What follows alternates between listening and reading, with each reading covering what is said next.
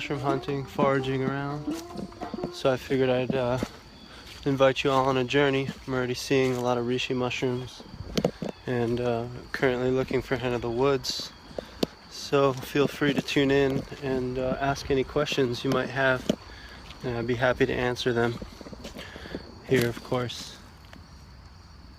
some old mycena. Not many edibles in that family. There's a couple cool ones. The bleeding mycena is purple red, and when you grab at it, it bleeds. So just checking a bunch of downed logs and the bases, and of course here are false turkey tails, sterium, brown underside, pretty faded by now, and true turkey tails. Yay! White underside. So these are the anti-cancer medicinal turkey tails, which I've been collecting a whole bunch of. Here, actually, you might mistake that for another turkey tail, which actually they're all common name turkey tails. But you can see this has gills on the bottom, so it's actually not the Trametes versicolor, the one that's renowned as a medicinal. So you can see no gills on the bottom of that. So white-gilled mushroom is one of the ones that I collect. About 20 or 30% of what I find, and those are highly medicinal. Paul Stamets, in his book, what is that book called? Mycomedicinals, talks a lot about their anti-cancer and immunomodulating effects. So there's a lot of research that have been done in Japan and China on those mushrooms.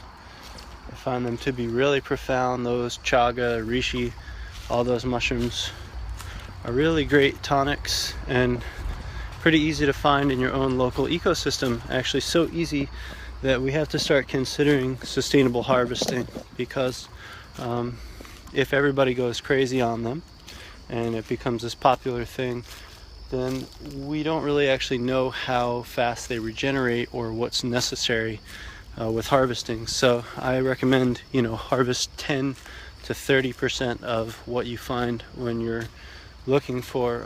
Often they're perennial, so it means they come back year after year.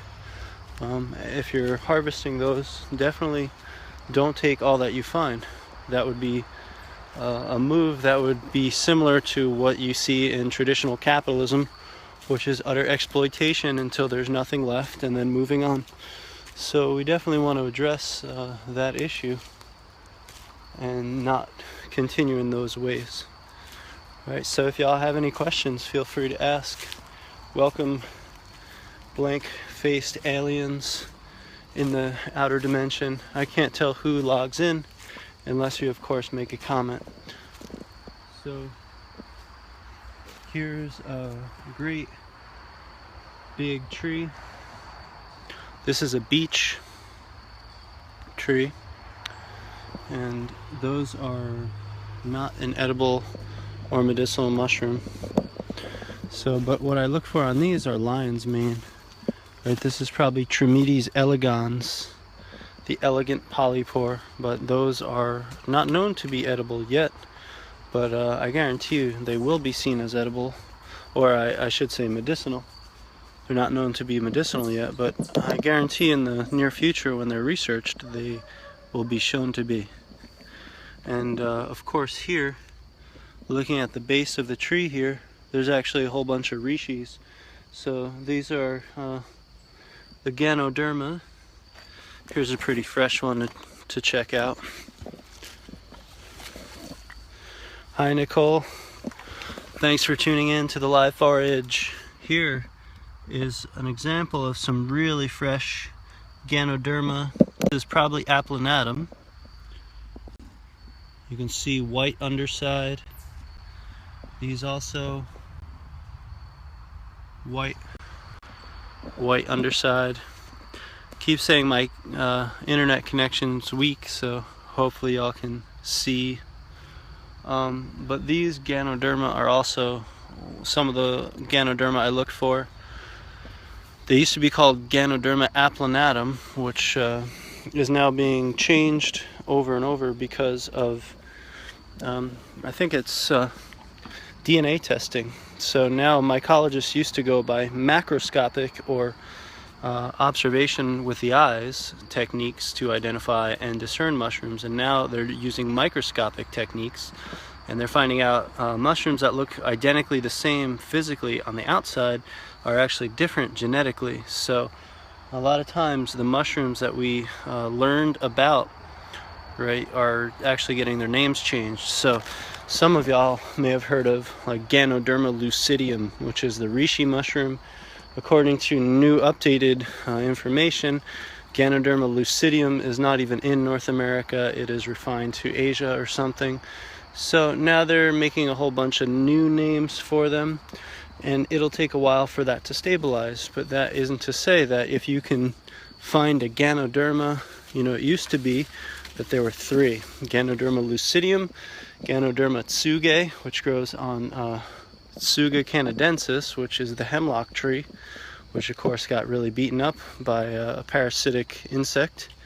And then there's Ganoderma applanatum, and that one was the artist conch. So now they have all kinds of different names, and there's probably 10 species divided and divided, So they say that about, research in mycology and botany. Once you get your fancy paperwork, there's only so much that you can do, and a lot of people just end up reclassifying mushrooms or plant species, which makes it a little harder for the foragers, but a little easier for the taxonomists. So we can't lose that connection, and that's why we have a system which actually honors a common name plus a Latin name.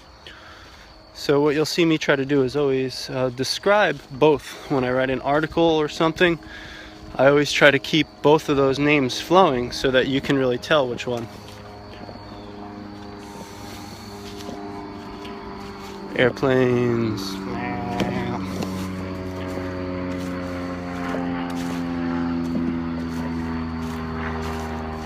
So you can see there would be a good example of a tree to look at. So I'm mostly looking for hen of the woods. This is a perfect time for them. Looking basically around dead oak trees, maples on occasion. That's really all I've seen them on. So if y'all have any questions, feel free to ask. Hi Tara, thanks for joining. Welcome to the universe inside a machine. So you can see this is kind of a tree with the bark taken off. Of course, if I could not see around it, I would just go around and look on the other side to make sure that there wasn't a big old hen of the woods or something on the other side of that. So that's basically, it's like a pre-Roman practice of circumambulating the oak tree, right? We know that, what are they? The Druids, drawer, those all come from the same root, which was the oak tree. And there's a lot of lore about how sacred the oak tree was. And probably, partially at least, because they were hunting mushrooms and circling these oak trees looking for mushrooms. So of course at that time every oak tree was, probably 700 years old and as big as your car in width, old growth trees. So when they would circumambulate them, as is a religious practice in India, still, circumambulation, then they would probably feel the sacred sense of it, especially if it was providing them food. So Terry asks, how do I cook them? When I find hen of the woods, I'll just saute them in oil or sometimes butter, depending on where it comes from. There's pretty good connections here, living close to the Amish, so as sustainable as possible.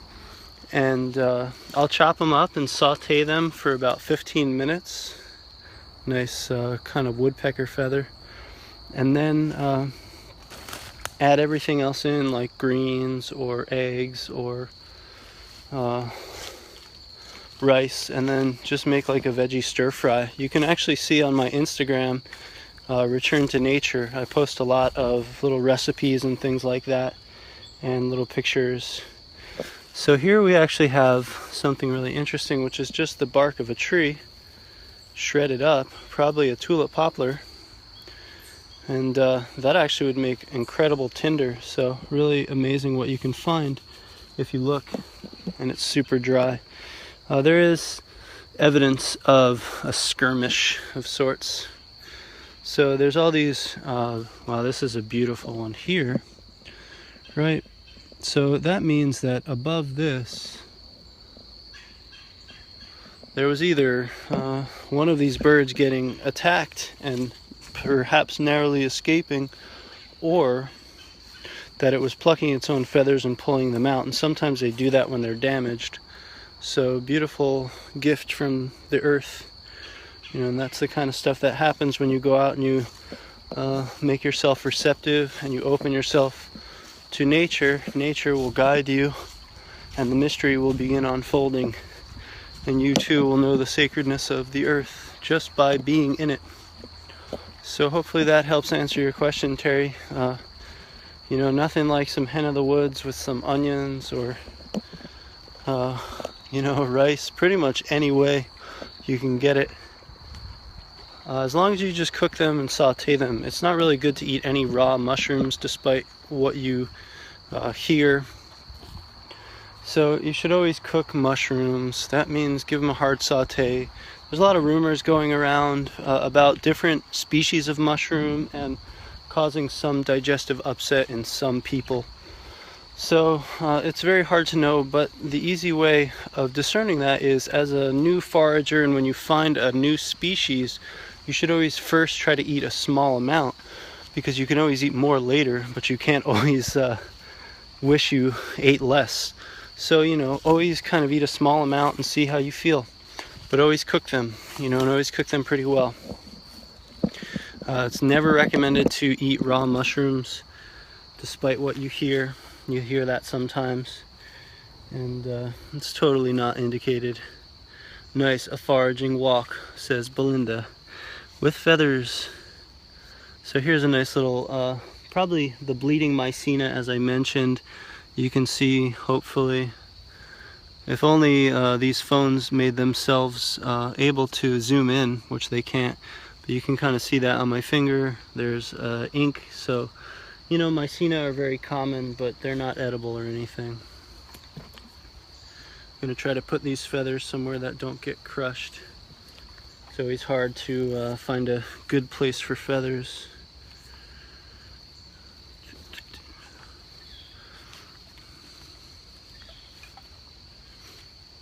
So if y'all are out there and you have any questions, feel free. Also, let me know what you're foraging lately. What's in your ecosystem?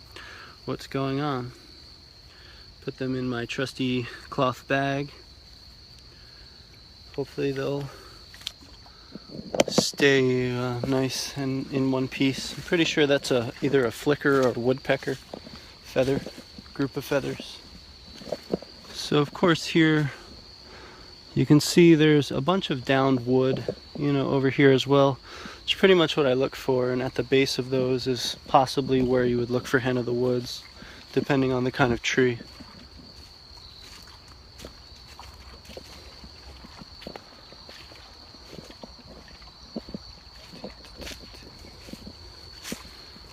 It's pretty cool the technology is getting this good. Hopefully we can get it to be sustainable in the near future. Hopefully not too many wars are being fought so that I can webcast to you. Belinda, you found beefsteak polypore? You mean mushroom or plant? Not familiar with any plant called the beefsteak plant, but yeah, I found some beefsteak polypores, and they were actually the first time I ate them.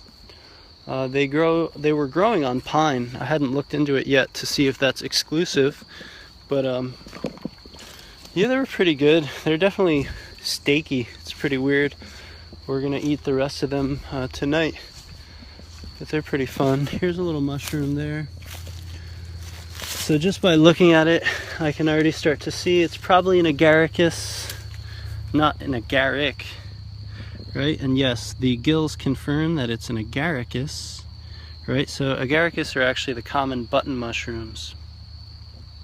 So the way of telling, one of the easy ways of telling edibility with the agaricus family is that you actually have to scratch the stem and smell it. And if it smells mushroomy, it's likely inedible. And if it smells like phenol or like chemicals, it's not edible. The way of telling an agaricus is you can see the ring on the stem. That's the remnants of the ring. You know, usually a light cap, the horse mushroom, Agaricus campestris, which is the common button mushroom. Those are all edible agaricus mushrooms. These usually grow on lawns, the ones that are edible. Also Agaricus silvicola and all different ones. But then you can tell the gills are brown, right? Or sometimes pink, right? And this really helps you discern between amanitas, which are generally poisonous, very poisonous, but they have white gills. So when you're looking at an agaricus, it has a white cap, it has a white stem, it has a remnants of a veil, or I should say a ring around the stem, but it has dark colored gills. So automatically you know that that's not an agaric, or I should say an amanita, right? It's an agaricus. So all this terminology becomes easier and easier the more you do it. You know, I know people that come on my plant walks and mushroom walks that have come 20, 30 times, you know, and they think that they've learned mushrooms, you know, but I've been out here in these same woods, you know, probably over 300 times. You know, I visit the same places probably 20 times a year, and that gives me the ability to observe over time how things evolve. So this agaricus, waiting to see its staining, right? It's pretty hard to see. It's not staining yellow. It smells pretty good. So it's probably edible. This is the thing though, it's one mushroom, so I'm not in need of it. I have a whole bunch of hen of the woods already. So that's the thing, you know, would you risk your life on one mushroom? Somebody says, what will I do with the feathers? I just collect them, put them on an altar. Hopefully in the near future, when I release a lot of writing about proposals for rebuilding cottage industry, one of the options would be that we as small community can go around and harvest feathers, etc., and make things like earrings or dream catchers or wreaths, all kinds of really beautiful things that can be sold at farmers markets and can start kickstarting us into developing local economy, which will kickstart us into developing sustainable communities such as eco-villages. This is, you know, biology's mandate. This is biology's demand that we force a transition, an ecologically sustainable transition of our whole culture. And I think it's going to come down to things like that. So when we collect feathers in a prayerful way and we turn them into jewelry or earrings and resell them, you know, this is a really ground up, that's like the meaning of grassroots, you know. So things like that. In Texas, Belinda says, in Texas, a plant, non-native, edible. Haven't tried it yet. Oh, cool, I'll check that out. Never heard of the beefsteak plant, but the beefsteak polypore, definitely on my list of mushrooms to eat. Oaks, oaks, and more oaks. So it's really important also to, you know, go to oak forests, be able to determine tree species if you want to find certain mushrooms. You know, it's really important. I've never seen hen of the woods on, say, tulip poplars, birch trees, anything like that. So it's really important when you're identifying mushrooms that you get a good handle of which trees you're looking at. The more you know about trees, the easier it will be to find edible mushrooms. What state am I in? I'm currently in New Jersey, in the Northeast. So the fall is just starting here. The cool weather's just beginning. It's my favorite time for mushroom hunting. And you can see also I've been posting about autumn olives, which are starting to pop here. So it's a really great blessing. Here's another This is actually pretty rare around here, but white birch. Pretty much anytime I see a white birch, it's fallen over and rotting. I don't know if the white birches are leaving this region due to toxicity or something like that. But Otzi, probably the oldest living fossil anthropological specimen of our ancestors, OTZI, he was found with a lot of medicinal mushrooms actually, and one of them was actually a bracelet, and it was pills. It was circular carvings of a certain mushroom, and they were said to be swallowed for things like parasitic infections or colds and flus. That's the mushroom right there. It's the birch polypore, Piptoporus betulinus, I think it is, and has a white underside. Maybe y'all can see that. And that's a common mushroom that's also very medicinal. And despite what you know about mushrooms being called fungus, they're actually antifungal. So they're anti-candida and antifungal. They're not the same thing. They're probably in some larger kingdom which associates them, but they're definitely not the same exact thing. So often you'll hear an illusion if someone has candida overgrowth, they'll say avoid these medicinal mushrooms. Actually, they're very important. They're very indicated for those conditions. So I would definitely recommend, or I should say, I would definitely practice consuming them for myself if I had candida overgrowth. And indeed, I hit up the reishi mushroom tincture pretty hard. I make about 2 gallons per year, and I stay on it pretty regularly. It's a very important medicinal. And a deer is watching. Hello, deer.